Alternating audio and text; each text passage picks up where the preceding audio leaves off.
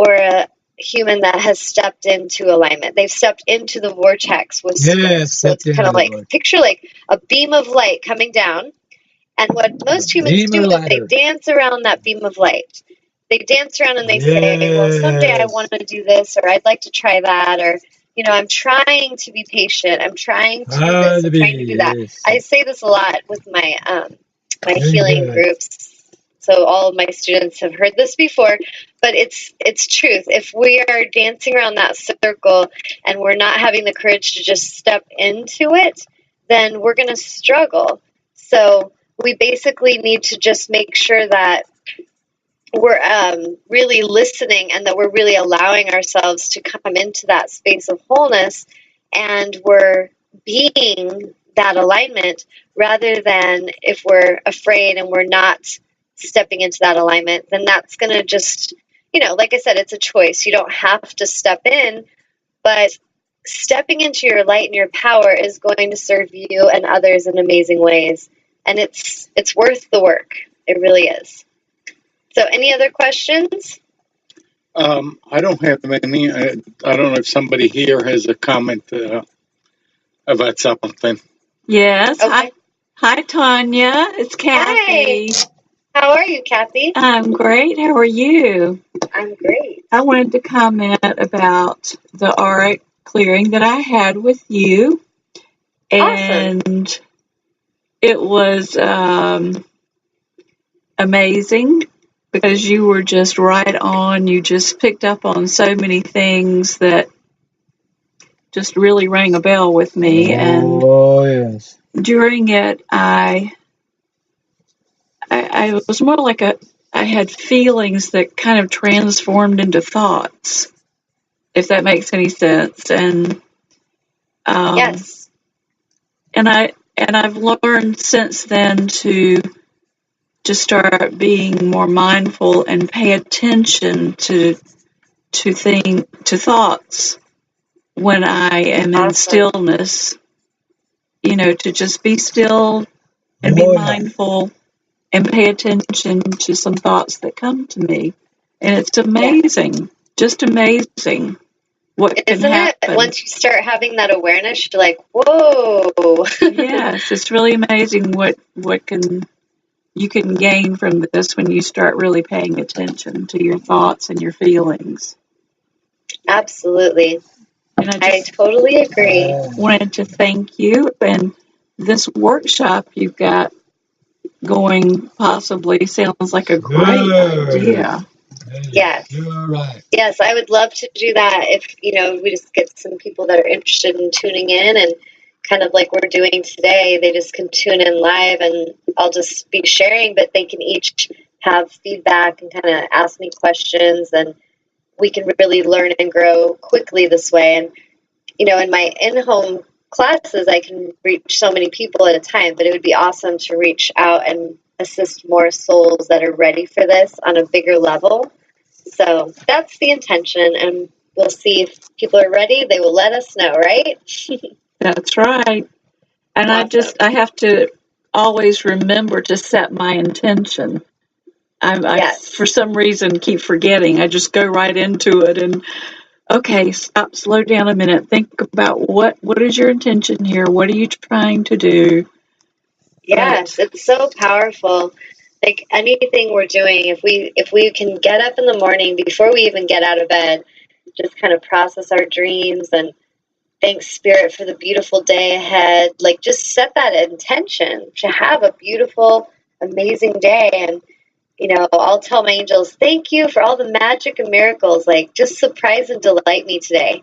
And I just set an intention for that magic to come my way and for me to be a part of that magic. Magical. And it's an amazing difference of having the mindfulness to begin a day with a sense of reverence and gratitude and expectation of good, than just jump out of bed and, there's not enough time. I got to get there. And we're racing. And I think so many of us, if we start to be more mindful with our thoughts and with our intention, we really will start to see how powerful that we can create shifts together, because it's all about that intention and being mindful of our own thoughts.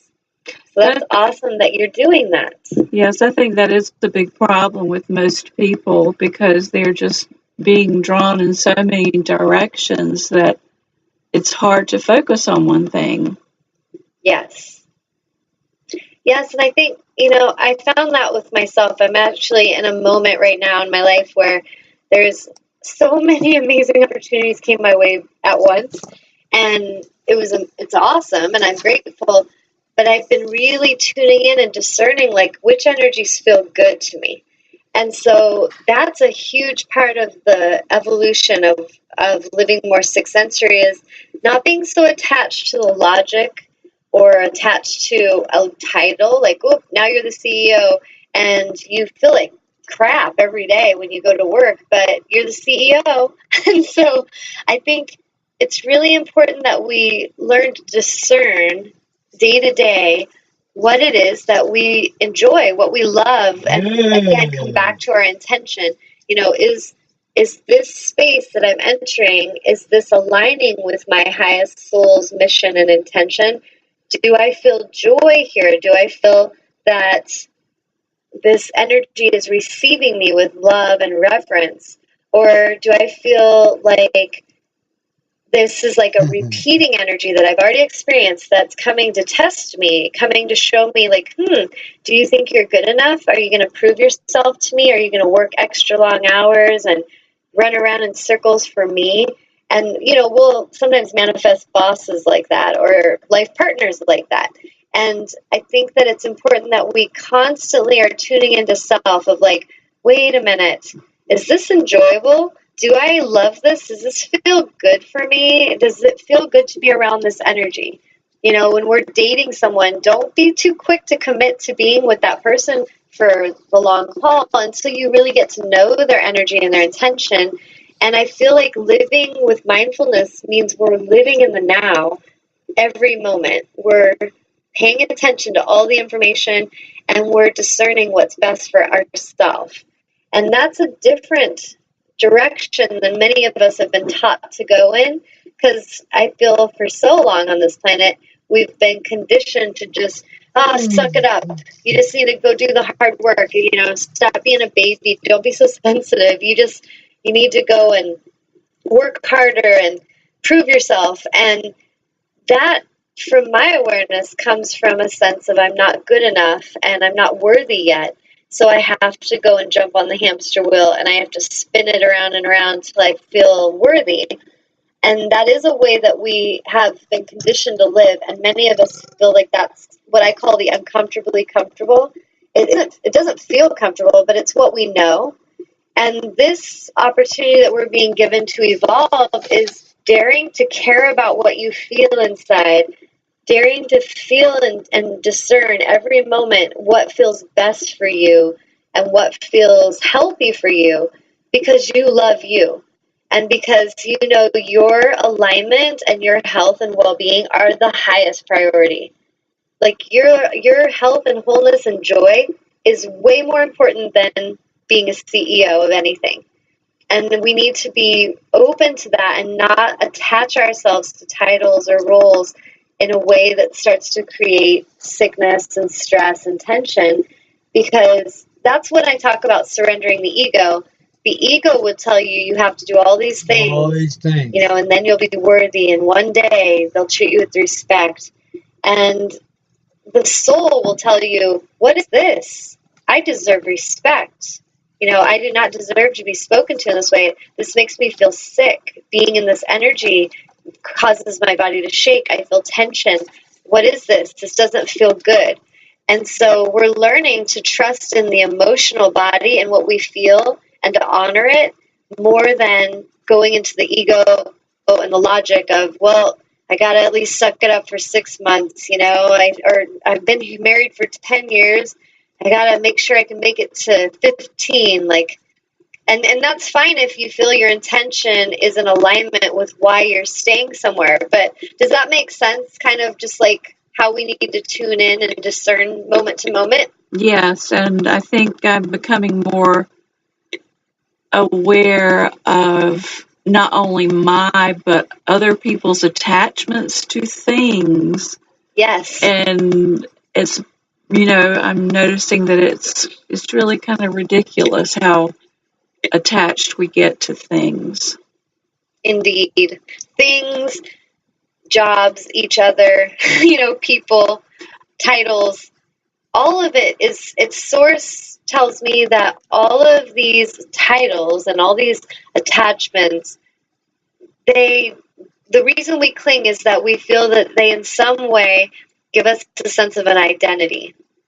And so because the ego doesn't feel safe just being free, it feels like you need to have some sense of identity. We need to get something solid and structured and create a foundation and create, a description and a title and just create more and more energy around the structure so that it's solid and it's mine and nothing can take it away. But then at the same time, the ego, as soon as it's doing that, is over here in fear of what if something happens to take it away. So now you create disruption inside of you and you create fear and anxiety that is not necessary. And it's all to protect that ego. It's all to protect that sense of identity. And if we can release all the sense of identity and just stay open, it doesn't mean that I'm Tanya and I'm a healer, but I'm not attached to how that has to happen. If I, teach a Pilates class today and then tomorrow that class is not there and something takes that away, I don't need to lose myself and feel like I'm nothing now because I don't have that job. It just means something's evolving, and if I stay open to that evolution, then I'm now becoming what my soul is ready to embody now. And so, same with relationships. If we're married and once we really loved each other, or maybe we thought we loved each other, but we realized one day, oh, this has not been love. This has been codependency and controlling and fear the whole time. And that takes great courage to be honest about that. And so this is why many souls don't want to do that. They don't want to do the work because the pain of really looking into what you've created and being accountable for it can be intense in the beginning. But once we do it and we see what we've created, we're like, wow, I have created all of this. And so what of all of this that I've created brings me joy? What do I actually love? And if I'm doing all this stuff over here that's exhausting me and I don't even enjoy it, why am I choosing that? And so if we can start to tune into those questions and then be willing to release what we're not really loving, we create space and freedom to receive what we love. And so that's the people that you see that seem to really just be happy and joyous and opportunities come and they're just always moving and evolving. I feel what they've figured out is they've figured out how to live without that attachment. But at the same time, we have a society that tells us if we live in that way that we're selfish, or, I've seen people like famous people be degraded because they could feel the partnership relationship wasn't working and they moved on and pretty swiftly moved on and their career was going awesome. And then people were like, oh, what a diva, or what a bitch, like she just totally took advantage of all those people. And so we create problems for our own evolution because the ones that aren't doing this for themselves, they're not loving themselves and having that be a priority, then they start to project their anger outward to others because they feel, if I can't be free and do what I want, you shouldn't be able to. So does that kind of make sense where we get in trouble? Yes, it does. Yeah. So this is, basically we're in a place where we have so many choices, but I would encourage, any of the clients I've worked with and all my friends and family, I just feel like the most important thing is to live in a liberated way, to be able to be free. And if I feel someone's coming in and they're trying to project something on me that tells me I have no freedom, like I don't have a freedom to express myself, or I don't have a freedom to really honor what I feel, where I'm at now in my life is I really look at that as a huge red flag. And then I'll tune in meditation, ask my angels for guidance and clarity, and figure out, okay, what is this about? Am I supposed to bring a message to this person or this situation? Should I be patient and stay here for a while and keep speaking truth? Or would it be best for me to just cut this cord, learn from it, say thank you for the lesson, and